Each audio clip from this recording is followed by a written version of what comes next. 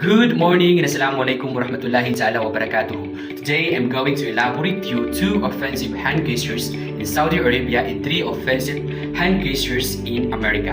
Number 1, do not point fingers at others. When you're in Saudi Arabia, it is best to avoid pointing with your hands in any direction, especially to other people. Instead, you can use your chin to indicate the direction you are referring to.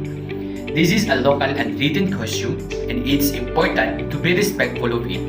So, if you're used to pointing with your finger, try to get into the habit of not doing so, especially when you're interacting with locals. Number 2, do not use your left hands too often.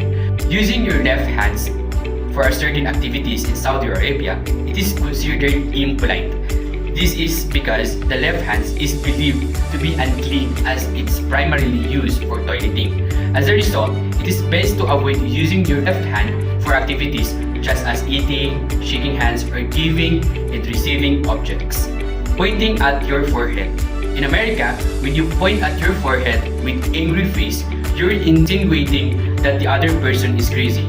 This is just as offensive as the middle finger, the V sign. This may look similar to the peace sign, but it is actually completely different meaning. Flicking your thumb between your finger and the middle finger is extremely offending to women. It insinuates that you are calling someone a tramp or you're trying to sleep with them. The last one, the middle finger.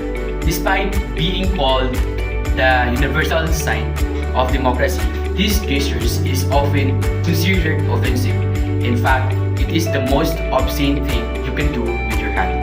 If you do not agree with someone, refrain from giving them the middle finger. The only exemption is when you're around with friends, laughing and making jokes. And that would be all. Thank you.